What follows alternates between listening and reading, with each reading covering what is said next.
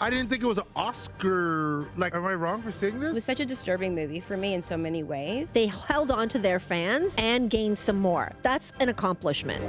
Join us as we take a quarter century worth of blockbusters and count down the highest grossing all the way to number one. Coming up, it's Etalk presents the top 25 movies of the last 25 years, part 3.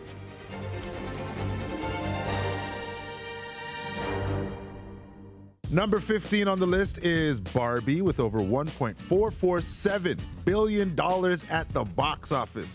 The film stars Margot Robbie and Ryan Gosling and follows stereotypical Barbie as she experiences an existential crisis and leaves perfect plastic Barbie land to find true purpose in the real world. Meanwhile, Ken discovers the patriarchy and tries to bring it back to Barbie land. I think I was probably in second grade Christmas is when I first got a real Barbie. Fast forward a few years, I'm a mom, and I hear that there is talk of a Barbie movie. And I mean, we've seen it done before, Transformers. So I was already in. I think there are a lot of naysayers out there.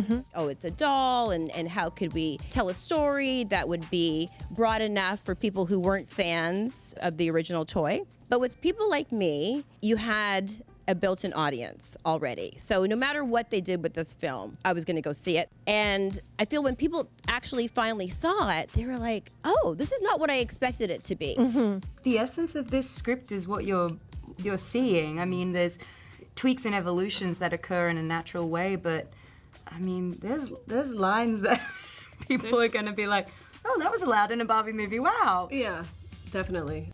I think for Hollywood too, in terms of what this movie represented, Barbenheimer, make it a double bill. Go see Oppenheimer first and kind of be bummed out about the bomb, but then go see Barbie and it's very, very pink and very fun. It was an unprecedented box office at the summer. I was caught up in the hype and I loved everybody going, hi Barbie, hi Ken. I was saying all that and I didn't even really get it, to be quite honest. But when I finally watched the film, I thought, damn, they did a good job. They didn't just use this time to be pretty and pink. They used this make you pretty and think. You know what I'm saying? Like, it was a dope experience for a number of different reasons. It made me laugh, and then there were moments where it made me cry, and then moments where I was like laughing and crying at the same time. I'm still, even a couple years later, bitter about the fact that Barbie was done dirty at the Oscars, right? Let's be honest, most people tuning into the Oscar telecast wanted to see Barbie, wanted to see Ryan Gosling's performance with all the Kens.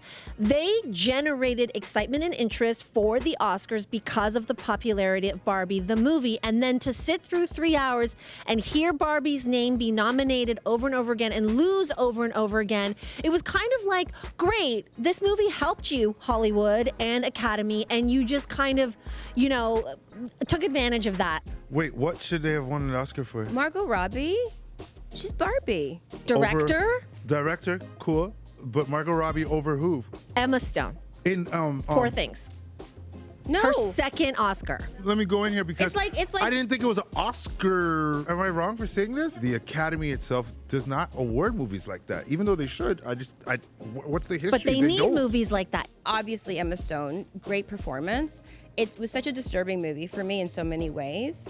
And Barbie was the flip side of what Poor Things represented for Good me. point. Both women are like dolls made up by men. Yes. And except that in that one movie, Emma Stone takes all her clothes off and claims to have agency. But the movie where Barbie does have agency and reclaims her personhood, Good, solid point. but that is not awarded. This is how I survive out here because I ask the right questions Yeah. and I learn. At number 14 is Frozen 2, collecting over $1.453 billion back in 2019. Disney's Frozen sequel arrived 6 years after the first film was a worldwide success and sees everyone's favorite characters voiced by Kristen Bell, Idina Menzel, Josh Gad, and Jonathan Groff journey beyond Arendelle to discover the origin of Elsa's powers and save the kingdom from a mysterious threat. My daughter is 13 years old. You go back, she was 8 at the time. So you picture a little 8-year-old girl who has obviously seen the original, fallen in love with the original, but now she's at the age where she can ask for all the things that she wants. This, for an 8-year-old girl in my house, was massive. I would say in terms of things that I've shared with her, this is probably one of the biggest movies. I think we don't give kids enough credit for how interested they are in complexity and in struggle. Like with Elsa, where she's, doesn't know what to do with this power she has, and she's kind of shy, but also powerful. And you know what, even for the adults that have to sit through it, you end up enjoying it. You end up getting lost in it as well. And I know I'm not the only dad that feels that way. Frozen 2 came out 6 years after the first one, which could be tricky. When life is 8 and she loves this, like, how do you get life to still love these characters and to relate to these characters, 6 years later? But they did it. The difficulty and the challenge of the sequel is that there's so many expectations. Our first reaction was, is there a worthy reason to tell this story? Anna's happy, Elsa's queen, Olaf is after our own hearts, and he's got permafrost, so he can kiki in the summer. He doesn't only have to be in the winter. And it was really interesting. You take these characters 6 years later, and they don't have princess gowns anymore. You're going to give them some pants. Yeah. Disney gave them pants to go into that enchanted forest and do what they had to do. Go on another adventure. And I'm not a parent, but I will say that the first movie came out in 2013. Yeah. And a few months later, Traci, you and I, we were in our first season of The Social. Oh my gosh. And one of the trips that we all went on with The Social, we shot like 3 days of episodes. Like, we went live from Disney. Yes. Main Street, USA. Main Street, that's right. Yes. And so all the little kids, I remember seeing especially all the little girls going to Disney and wanting Elsa and wanting Anna and wanting to have the Frozen experience. I don't think we had any idea. We knew we sensed something special going on. We're in the studio and working on it with the creators, but I had no idea. And so when the second movie came out, Ready. I'm ready She for ready. all the little girls and boys too, and all the parents to be fully sucked into the vortex of Frozen again. Having seen it with a full audience the other night, boys love this movie. I think even more so than the original. So glad. Yeah, I've been It is an telling them action that. adventure, Yeah, and awesome. kids of all sizes and all genders, I think, will flip out for it. But the fact that, 6 years later, that the second movie could make 200 million more than the first. I mean, that's the magic of Disney, and that's the magic of those characters. To your point, they held on to their fans They did. and gained some more. That's an accomplishment. Soaring in at number 13 on the list is Top Gun Maverick, grossing over $1.495 billion at the box office. This sequel to the 1986 film Top Gun saw Tom Cruise reprising his role as the naval aviator Maverick while training a group of young Top Gun graduates, including the son of his deceased best friend Goose, for a dangerous mission. This movie was ready to come out during COVID. And as we saw, COVID shut everything down, and a lot of studios were like, okay, we've got all these movies ready. We're just going to throw them on the streaming platforms. And so Tom Cruise was basically the biggest movie star who held out and said, no, you will not release my movie on streaming. My movie deserves to be seen on a big screen. You will hold it. And he is going up against like the studio, right? Can you imagine those conversations that Tom Cruise was having? No one knew it was going to work. Yeah. At that point, we didn't even know we were going to go back into the theater. I started this movie and I told Tom, I want to be you, man. I want to be you. He's my hero, the whole thing. And I think I got to the end of this movie. I was like, I am not going to be Tom Cruise. That guy is just so much better on every level. Then, when it finally opened theaters, he had to prove that he was right. And of course, we know now with this box office, he was right. We went to go see it over and over again. I went to see it 3 times. I loved the movie so much, and other people did too. This kind of legacy is what Tom Cruise continues to build on post-COVID, where he has become the movie star to advocate for the in-theater experience. I went to go see Top Gun Maverick opening weekend at Mann's Chinese Theater on Hollywood Boulevard, and then he came on the screen and he straight to camera saying, thank you for being in the theater. He wants our whole movie-going experience. He wants us to eat that popcorn. He wants us to scream in unison when we see that Top Gun Maverick hit the screen. And let me tell you something, it delivered. Making a movie, it's an adventure, and it's a living, breathing thing with thousands of people contributing. So he used his power for good. He used his power for the culture. He used his power for the actors and the actresses and the big production. He used his power for a lot of good, and I think a lot of people benefited from it. And there was a lot of money, but I think the big win here is not just the 1.495, whatever I said off the top. It's not about the dollar. I think it's about the culture, and I think that culture is what is really going to turn in the money over the years, as we see people still going to the theater. It's got us back into theater, much like Michael Jackson's Thriller got us back into the record stores back in the day, right? There you go. People, you didn't just buy Thriller, you bought other albums too. Yeah. Once that Band-Aid's ripped off. Totally.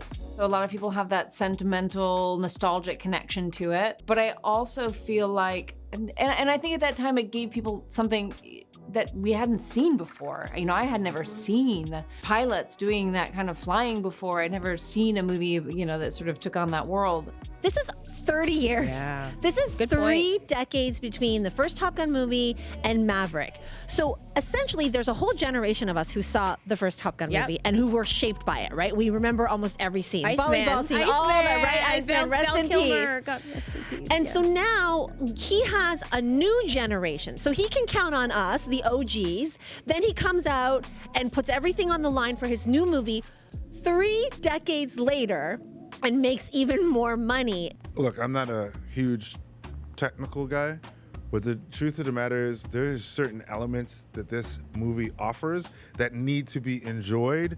You know, what's the ratio with the speakers? Like, you need to you need to feel that, in which I don't have that set up at home. You can't get that set up on an iPad, and you're definitely not going to do that on your phone. He places us in the situations that he's in. He places us in that good cockpit. point. Yeah. He places us in that cockpit. You know, didn't he have an extensive boot camp for all the actors to learn how to fly and do all that? And they said they were all throwing up from flight school. I felt a little queasy. Yeah. I felt a little queasy just watching it. And that was the energy that we got from that film. Number 12 on the list is Furious 7. The 7th installment in the Fast and Furious franchise collected $1.515 billion in 2015. This movie finds the crew reuniting to defeat a rogue special forces assassin seeking to avenge his younger brother after the events of the previous movie. Fun movie, as always, but I think we have to start by talking about what happened in the middle of production of this film, the death of Paul Walker. Paul Walker was somebody who in real life loved to race cars. And of course, the Fast and Furious franchise, we think about fast cars, we think about chosen family. It's very sad because the film is about driving. And then this is how he passes in real life. And it's one of those, it's one of those ones where you're like, oh my goodness, I wish it didn't happen like this. I wish it didn't play out like this. A lot of the filming was done already for Furious 7, and they had to use his brothers and CGI to complete the film, and obviously change the storyline and change the ending to reflect his passing and to honor his death. I had the opportunity to interview Paul Walker for Furious 6 in London and for 5 in Brazil. And he was always such a real kind of Zen guy. Just do whatever you want to do. Just roll because you're good. That's what I would have told him. Yeah. Don't sweat the small stuff. It's all the small stuff kind of thing. It's true. Whereas The Rock and Vin Diesel were always like, getting all puffed up before the interview. Paul Walker would show up barefoot with like some jeans with fringe on the hem and just like, a turquoise around his neck. I didn't know this. Just really kind of like a California cool kind of surfing guy. He had that energy and was always very thoughtful in his answers. With her, I know I'm gonna get consistency. I know that with her, it's, I know she's got my back. There's never vibes, there's never weird energy with us. So it's refreshing. Okay. With the guys, you know, sometimes it gets a little competitive. It gets this, it gets that. There's more kind of feeling out. And I like that because we are competitive with each other, amongst ourselves. They had set up 6 movies, very familiar with a built-in fan base globally. And so when the 7th movie came out, everyone knowing what had happened during production, going to the movie felt like, number one, obviously honoring Paul Walker's legacy, honoring the legacy of these movies, but it was almost like a global memorial service in the most or celebration of life. Yes. A celebration of life, right? So every ticket sold was a ticket for someone who wanted to participate in this celebration of life, to honor Paul Walker, to honor Brian, his character, to honor this chosen family, as you say. It's a blessing. Like you work with whoever you work with, but it's a blessing when you genuinely develop a care and a rapport with them. And these guys genuinely loved each other, and they were chosen family even when the cameras were off. And I think that part for me really resonated. At number 11 is The Avengers, which made $1.52 billion back in 2012. It's the 6th film in the wildly successful Marvel Cinematic Universe and features comic book characters Nick Fury and the spy agency S.H.I.E.L.D. recruiting Tony Stark, Captain America, Hulk, Thor, Black Widow, and Hawkeye to form a team capable of stopping Thor's brother Loki from conquering Earth. There are a few things that I nerd out over. Avengers is one of them. The OG 6 Avengers star in their first movie together. So this is for comic book nerds, for, you know, the people who have followed all these superheroes through It's like print. Divas Live. That's right, You've got all Tracy. these separate Yes, entities there coming you together go. and doing you that. Got it. Yeah. They are super, they rub each other the wrong way, and they test each other's skills in the ways that we always wanted to see. I wonder what would happen if so-and-so and so-and-so got in a fight. You mentioned that this was a 6th movie in... Yeah. Okay, so what we know today as the MCU, the Marvel Cinematic Universe, in 2013, pop culture wasn't as familiar with the MCU, right? Okay. They had a big plan. The plan actually started in 2008 with Iron Man, the Robert Downey Jr. movie. Gwyneth Paltrow. There you go. So good. Okay. So they had this big plan, this roadmap. We're going to do RDJ as Iron Man, take a big risk with him. Remember back then who RDJ was? Absolutely. Mel Gibson had to co-sign for him to get insurance and all the things. Yes. So they take a big risk on RDJ. We love him as Iron Man, and they're like, okay, now we can put the MCU strategy in place and build out to the Avengers. If you have any interest in the previous, films of these characters and superhero films, then it delivers. I don't even know if we can even do a sequel. Where do you go from here? Yeah, I know. It would have to be something really extravagant. This movie is considered almost perfect. Wow. Like, not just for, and I wasn't a comic book nerd in terms of reading the books. I just became one because I love Tony Stark Iron Man so much. If this movie wasn't a success, then all the Avengers movies that we're going to talk about later on in this list couldn't have happened. So you liked it? I'm that nerd who can tell you lines from it and recite it. As Lainey is passionate about the Avengers, my son Phoenix was passionate about Avengers. So we had the Iron Man mask. Yes. We had the Thor hammer. There you go.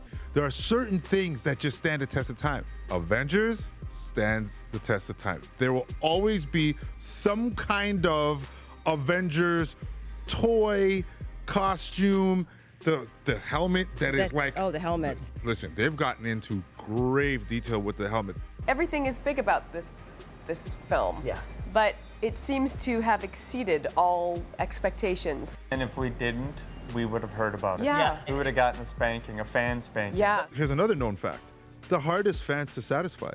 So to hear you say that this is a perfect film, MCU fans, aren't they like one of the hardest fans to satisfy? They are, and I don't consider, listen, they might have a nitpicky thing, like the person who's read every issue of the comics for the last 30 years, I'm sure will have a nitpick. But I'm just saying, overall, when the movie came out, the consensus from that community was, you did us right. All right, we've made it to number 10 on our countdown. We covered a Marvel team-up, a Princess sequel, an iconic doll, fast cars, and faster jets. We're gonna pause it here for now, but look out for part 4.